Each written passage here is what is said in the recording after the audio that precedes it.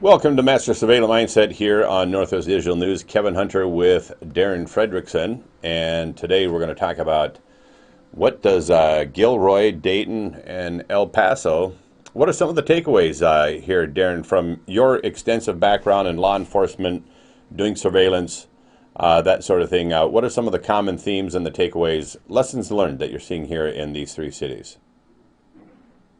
So after the third shooting in Dayton, Ohio, and then you look from the Gilroy shooting, the El Paso shooting, two out of the three shootings were resolved in 1 minute or less.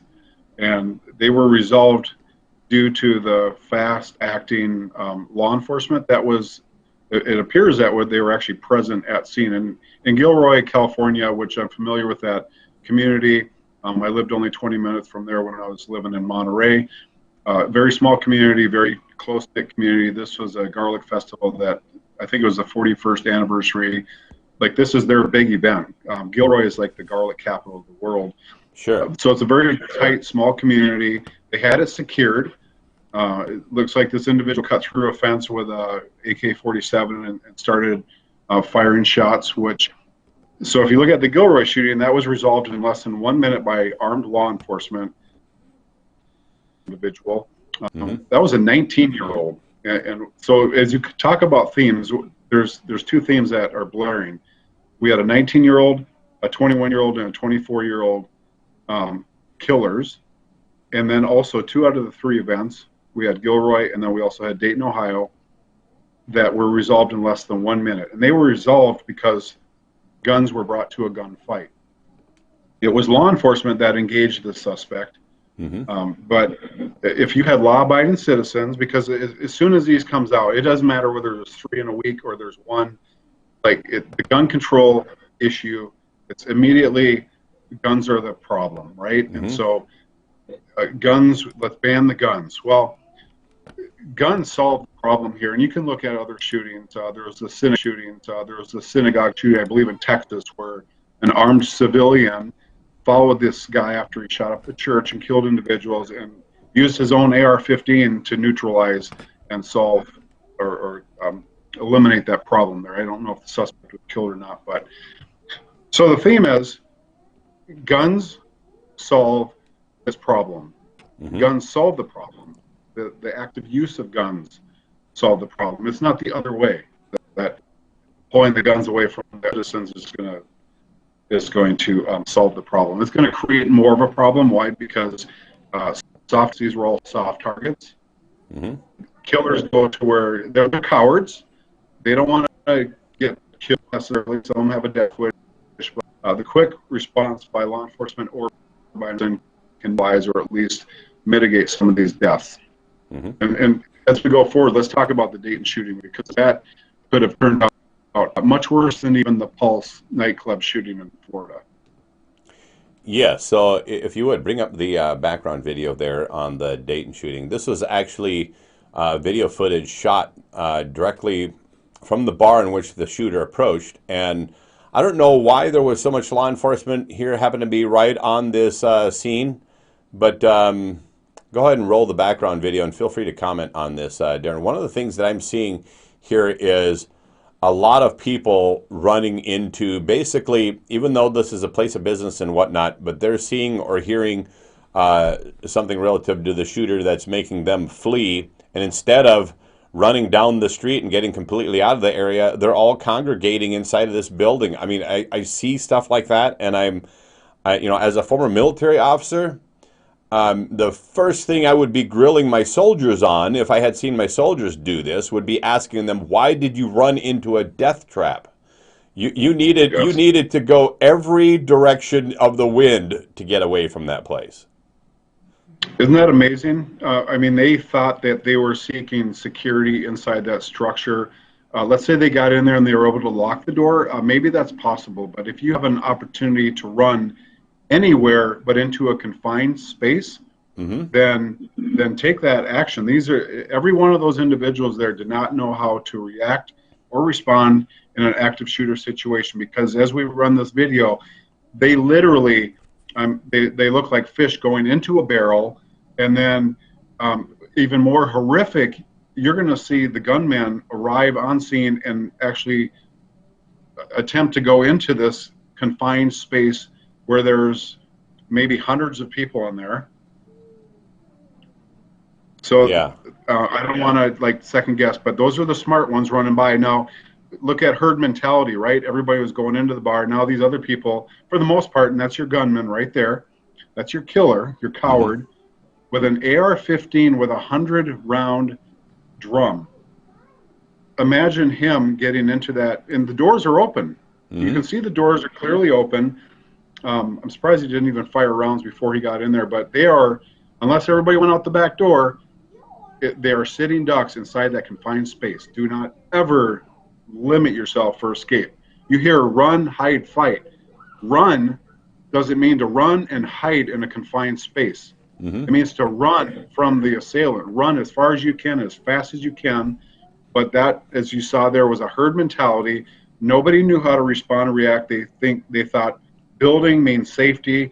Let's get inside a building. That could have turned out really, really bad. Fortunately, that subject, what I heard he was wearing ballistics. I'm not sure yet whether he was actually shot with an AR-15 through the vest, but that's what I have heard, that an AR-15 shot by an officer penetrated his vest and dropped him at the door. So this is, again, there were officers present that neutralized this threat in less than 1 minute. That was less than 1 minute, what you just saw there.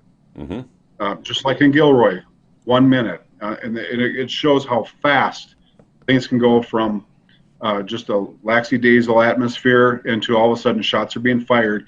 And what I would ask your audience, do you know what you're going to do if you're ever in this situation? Because this, I'm telling you, Gilroy, California, this little tiny community south of San Jose, at a garlic festival in a park with families. We're looking at a 6-year-old, a 13-year-old, and then a 25-year-old killed. This is a family event at a garlic festival. If it can happen there, and as we know, it's been in theaters, it's been in malls, it's been in schools and churches. Like, you really need to seriously plan. I'm telling you, there's no more like, oh, it's not going to happen to me. I'm telling you. So I don't want to go off on a tangent there, but I'm just telling you, this was in 1 week. We had 3 mass shootings: 19-year-old, a 21-year-old, and that Dayton, Ohio individual we just saw is 24-year-old. We had 9 deaths at that bar scene right there. The first victim was his sister. We don't know if he targeted his sister when he showed up, and that's why he went there. But I guess he was seen in the bar before this shooting. There's actual video footage of him scouting out the scene. So 9 deaths, 27 injured. Step back to the Walmart in El Paso, 21-year-old shooter, AK-47, 22 deaths, 24 injured. This is just, you don't even hear about Gilroy anymore because it's been overshadowed by these other 2 shootings. So what's the solution? So, hey, a couple things I want to mention on, first of all, and when you mentioned that having a game plan or knowing what to do in this situation is so important. And I reflect back on the time that I spent specifically in officer school. And I remember we trained around these situations all the time where you could either be under sniper fire or taking shells or whatever it might be. But the point is that it was danger close, is what we referred to as danger close. And every single participant in the program had to serve multiple times in a leadership role where we were faced with that exact situation. And one of the things that the first response to this, something violent or harmful happening in your immediate vicinity, the first thing you were expected to do was yell out at the top of your lungs the direction you wanted your troops to go and the distance you wanted them to travel. But the bottom line is you get your butt out of there. You don't cram yourself into this confined place, which is basically a death trap. You get your butt out of there. So it wasn't uncommon at all to hear a situation like this where maybe there was something going on in the street, or maybe it was an urban type conflict situation, and all of a sudden you start taking fire. Somebody would immediately yell, 3 o'clock, 500 meters. And it would told you a direction to go and the distance you needed to go, so you knew where you're going to be reconvening at, where your rally point was, where you bring all your people back together. So it gave people direction, but that immediate command was understood to mean get the heck out of here. It didn't mean hide in a nook or a cranny or whatever. It was like get out of Dodge. And I'm blown away by that, seeing people, you know, huddling on the floor or hiding behind a desk or doing these sorts of things. And I'm like, you know, the training response to this could be way better than it is, and people could be much more aware.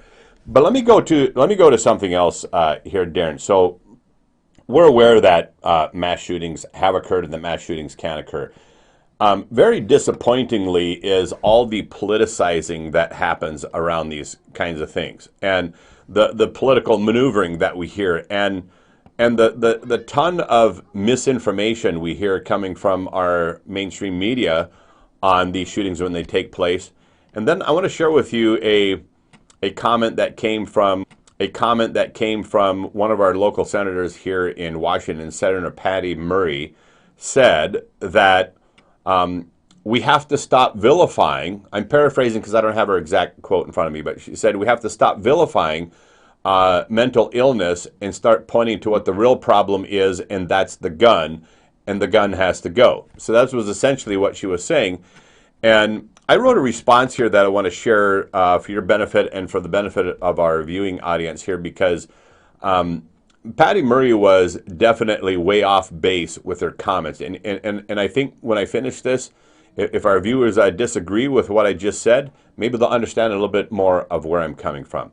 So if the gun was actually the issue, there would have been far more shootings, even at schools years ago, when nearly every youngster in the country drove to school with a shotgun or deer rifle in their back window. This was a common thing to see at school. And yet, as all those guns sat perched on racks and back windows, I even know of situations where shotguns and rifles were stored in lockers at school while a kid was there because he was going hunting after school. I know of situations where that occurred as well. Yet, there were no shootings at school. So it is fair to ask, what has changed? What has changed that these shootings are happening in schools, that they're happening in these public places, that they're happening, you know, at Walmart and these various...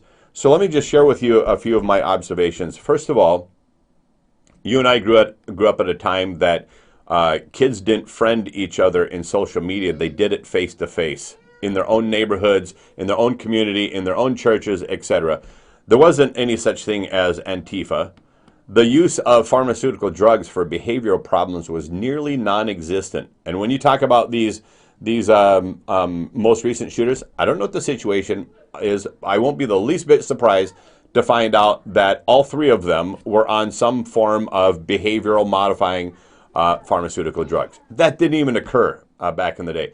I would also mention that youth weren't spending all their waking hours playing destructive video games. And I'm not talking about even violent video games, which you know a lot of them are violent games. But for people who want to say, well, violent video games don't make kids violent, I'm going, what better things could they be doing? Like splitting wood or doing hay or building something or learning a trade. How do those things contribute to their well-being, their mental well-being, their physical well-being? How do those things contribute to them instead of spending their hours playing these games? I'd also mention that the standard of acceptable language and violence in movies, on TV, in the radio, that was all different years ago. It's completely degraded. We never had a celebrity who thought to produce a beheaded president as a joke. Never happened. Mainstream media actually reported news. They didn't preach 24/7 about things like racism, xenophobia, transgender issues, just to name a few. There's a ton of them. Those words have become completely meaningless to me because they use them for absolutely everything. And then adults in daytime media, adults in politics, etc., actually got along. Late night comedians were actually funny. There were just two genders. We all knew it. We all understood that. Nobody was silenced on college campuses. Tech giants didn't exist, and people said what they wanted to. Most of it was respectful, but if people were offended by what somebody said, they just tuned out the messenger instead of asking to have them silenced. So yeah. Senator Patty Murray is old enough to know all of these things to be true, and yet she said that we need to stop blaming mental health issues and start blaming the gun. I want to thank Patty Murray for showing that she and many other electeds like her are part of the problem. We can't be this stupid in the face of so much evidence as to not see that mental health, that mental health, and even more specifically, the values that some in society hold in their heads and in their hearts, the daily brainwashings that we get from every imaginable source, from our media to our colleges to our schools, this is exactly where the problem is. And when you start asking, how do we fix this? Well, we aren't going to go back to a day that you and I understood in our youth. We aren't going to go back to Mhm. that day. So then we have to be more vigilant in times in which these threats exist. And that means good people carry guns. And for those that think that good people carrying guns is not the answer, and that we should make all of these guns illegal, make them all just go away, well, we passed laws on a subject that made everything illegal. It's called drugs.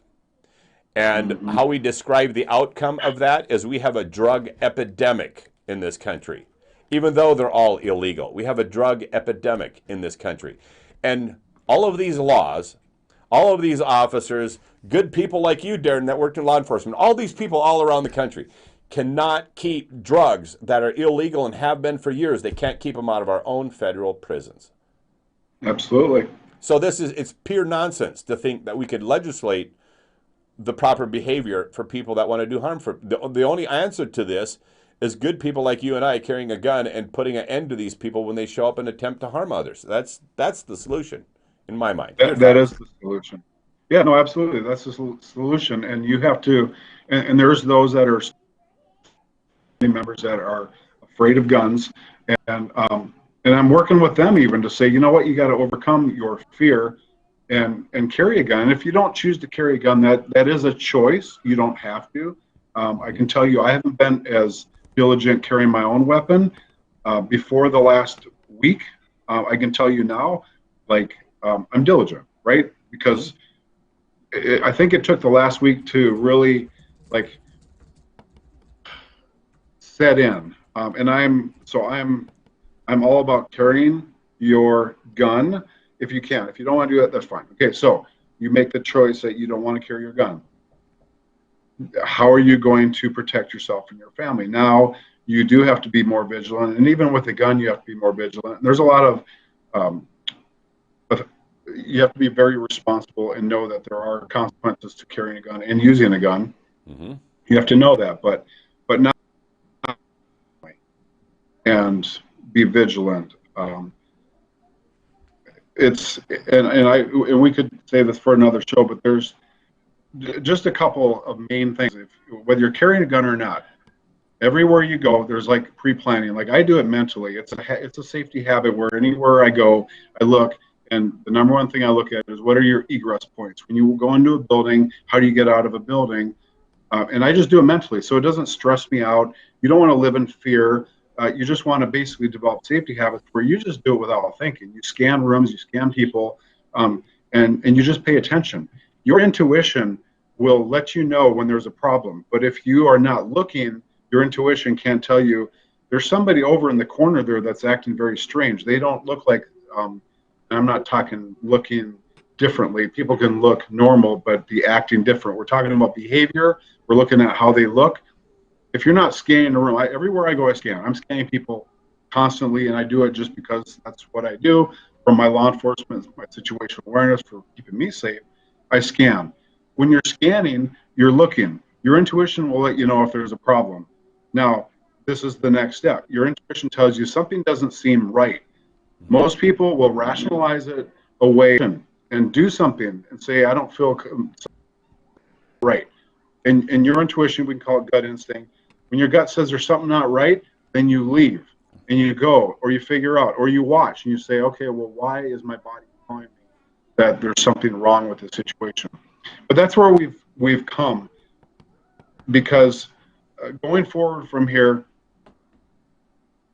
like you can't go back to Mm-hmm. 20, 30 years ago. And as That's you right. explained so well, Kevin, society and everything has changed going, like in our current day, everything has changed. We can't go back. So now how do we go forward? And again, number one, we need more armed individuals, civilians out there. But look at your highest crime cities and look at the policies of those cities. Look at Mexico, that has the strictest gun and ammunition laws. Very strict. You can't even possess ammunition in Mexico. Look at their violence. I think that, Darin, I think So, there's 11 total gun stores in the country of Mexico. 11. yeah. So I just, I teach on situational awareness, and it's not anything that's complex. It's things that are just basic, but you do have to develop them into your lifestyle, and you have to, number one, accept that you or your family can be a victim. If you have the mentality that it happens to other people, it will never happen to me, it will never happen in my mall, my church, my school, then already you have accepted defeat, because already mentally you've said it's not going to happen to me. And so mentally now when it happens, you're going to freeze, or you're going to be one of the individuals in that herd that ran into a confined space when they were already outside of a building and they had anywhere they could go to be safe. Where you go doesn't mean you got to plan this, plan that. It means mentally you just plan. And like I said, it's a safety habit that you develop, and then it doesn't cause stress, and you should enjoy life. Nobody wants to be living under this duress and stress and anxiety, because that kills your intuition. Because now you're looking at everybody's paranoid, and now your intuition will not work. So I don't know. What I would add to all of that is that we need elected people who actually deal with these problems honestly, because to have somebody like Senator Patty Murray saying that we have to stop blaming mental health issues and start blaming the gun, this is a little bit like a blind person who's hanging onto the tail of an elephant yelling, "I've got a snake, I've got a snake." Well, you can understand the perspective because it's a limited perspective. But then we elect this person and we send them to Washington or to our state offices, and we ask them to author legislation to stop the snakes from trampling all the vegetables in the garden. And it's so far off base. I mean, anybody would go, "Kevin, that doesn't even make any sense that a snake would be trampling vegetables." And clearly it's the elephant. Well, it's a well-worn phrase about the elephant being in the room, but I'm sorry to tell people like Senator Patty Murray, but I understand where you're coming from. It's purely political that you would blame a gun for situations like this. Everything that I shared early on here about what has changed, what is wrong with our youth is what's in their heads and what's in their hearts, and you aren't going to fix that. And obviously we haven't fixed it with all these pharmaceutical drugs we're plugging these kids full of.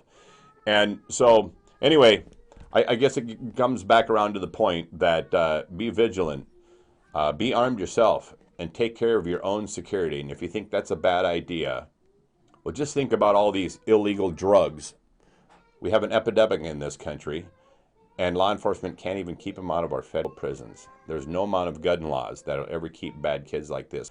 Americans like you and I that are out there in situations like this happen, those response times can be very quick and snuff out situations like this as quickly as possible.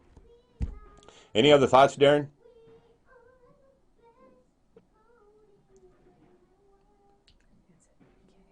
All right. Well, that's going to be a wrap here on Northwest Digital News Master Surveillant Mindset. Thanks, everyone who joined us. Kevin Hunter here at the broadcast desk. Darin Fredrickson comes to us live out of Arizona. Until next time, take care. This concludes today's live programming on Northwest Digital News. Thanks for joining us for this special broadcast. Heard around the world in more than 70 countries on YouTube, Instagram, Patreon, Facebook, and Twitch TV. If you enjoyed a story or guest we had here on Northwest Digital News and would like to strut your stuff on the broadcast, email us today at wainfo2017@gmail.com or call or text 360-545-3501. We're always interested in unique stories, topics, and guests to share with our worldwide audience. Before you go, don't forget to give us a big thumbs up and comment on the live stream. And for those of you who'd like to financially support the broadcast, you can do so at patreon.com/Northwest Digital News. We thank you for your patronage. On behalf of Chris Bornstead, Kyle Torgerson, Stephanie Hunter, and all the people that made this broadcast possible, I'm Kevin Hunter. Till next time, take care.